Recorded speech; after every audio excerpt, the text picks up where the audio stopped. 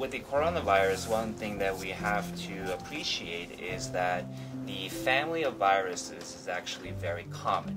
And there are 4 types of coronaviruses that we know so far that causes the common cold. With the current epidemic that we're seeing, stemming from China, what we're finding with this one is it's new. If we're doing kind of x-rays and we're looking at the lungs, it's not because they actually look white. It's because there's water in the lungs and the x-ray makes it look white. Then we have to think that, well, this is an airway infection that causes water to pour out of our tissue.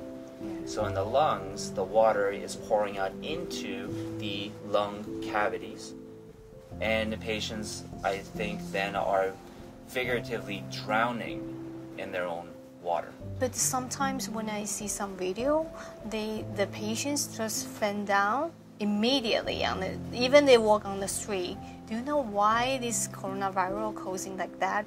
We can assume that it's making our lungs pour water into our own lungs. What we don't know is it what it's doing to our immune system? Is our immune system also acting in a violent, reactionary manner that may be contributing to the damage to the body? So this is a reaction of the immune system. We're not sure how much of that is at play, and that may be different with every individual. One thing that we're finding, actually hearing so far, is that the severity of the disease can vary with every individual. You could have a healthy person who suddenly is going to die within a few hours, but then you could have someone else who's going to beat it. And I think that is why the virus is so prevalent, like it's so many people may be infected with it. How can we increase our immune system can fight with the viral? The best way to promote a functional, healthy immune system is we have to choose the healthy lifestyles. And so one way is we need to hydrate our bodies, we need to have the proper nutrition and eat well, and we have to rest. We have to let our bodies rest. The harder we work, the less sleep that you get, the more your body is going to get weaker. So resting and taking care of yourself is very important. On the other hand, we also can control how we expose our bodies to these different pathogens like these viruses. And that is with simple hygiene, washing our hands.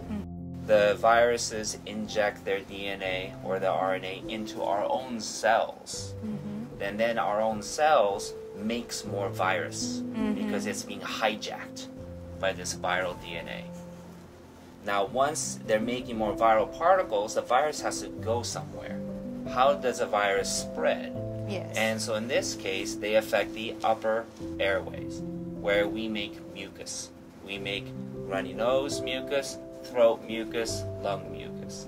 And so this is where the virus is making our own cells who make the normal mucus that we need for health to overmake it by making a lot more, and that's the mucus that comes out, either by sneezing, coughing, congestion.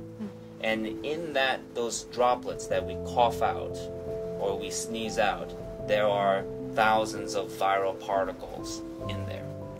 So they're little bombs flying around. It is more about every individual has to have that sense of responsibility in washing hands, in covering the mouth when they're sick. Or in fact, if they have a fever and a cold and a cough, don't go to work and get better over the next few days. That kind of self-reflection and checking in on one's own health, that's probably the best way of containing the spread of this infection.